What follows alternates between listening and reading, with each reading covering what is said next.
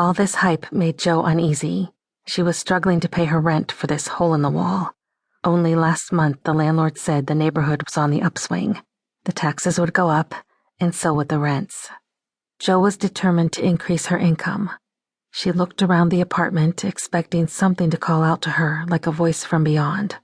All she saw were the same old things: a lopsided oriental screen enclosing the sleeping area, a futon, dresser, cedar chest, and a clothes rack.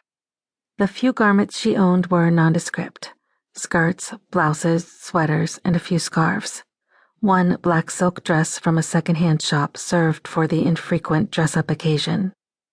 Canvases lay propped against every wall, some good, some mediocre, not much to show for 3 years of work. Still, she had been making progress.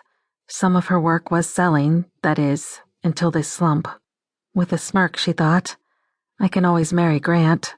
It's almost the first of the month. That was when he usually hinted it was time to settle down. Maybe someday, she thought, but not now. I'm not ready. Grant was so predictable. All he thought about were numbers and how much money they would need to get established. She couldn't think of a duller occupation than accounting, but it did pay the bills. The main problem was that Jo was not in love with him. It would be more of a marriage of convenience. She didn't know if he loved her either. Had he ever said it? She couldn't even remember how they had met. He had always been there, good-looking, dependable, and boring. Something critical was missing in their relationship. Grant thought of her art as a phase. Just the other day he had said, Jo, you're 28 years old. Isn't it time you did something serious with your life? He didn't understand that art was her life. She wasn't complete unless she was creating. Her paintbrush was the catalyst that put her in touch with her inner self, the realm of ideas and inspiration. Grant would never understand that. He patronized her. Lately, they had been arguing about every little thing. No, marrying him would not solve her problems. It would only create more. Why do I feel so restless? She said out loud to the cold white walls of the apartment. Her work was selling, but it didn't satisfy her. At this point in her career, she couldn't live by art alone. Few of her colleagues did. She worked as a framer at the Graham Gallery, which represented her work. Her oil paintings were mostly whimsical, of children and animals and a few landscapes. Her technique was good, but nothing special distinguished them from the work of other artists.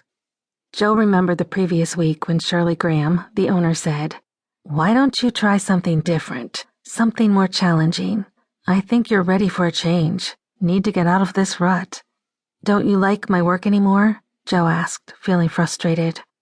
"Of course I do. It's charming and it sells. But you keep painting the same subjects over and over. If I had your talent, I would broaden my scope, reach farther." She knew that Shirley was an artist at heart. She had taken lessons for many years, learned technique, but real creative talent was missing. Reluctantly, she had turned to the promotional side of the art world. Her niche lay in selling other people's works. Jo, on the other hand, had all the talent Shirley lacked, but she sometimes resisted the older woman pushing her into projects she didn't feel ready for. "There's more inside you, Jo Allison. Don't be afraid. Paint something great, something different. I know you can." Shirley's words echoed in her mind as Jo gazed out the window. Something great, something different. But what? She remembered an old professor of hers extolling the challenge of the still life. Jo always found this subject matter extremely difficult. She never could paint one that satisfied her. To keep listening to this audiobook, I've left you a link in the description so you can do it, at no cost thanks to Audible's 30-day free trial.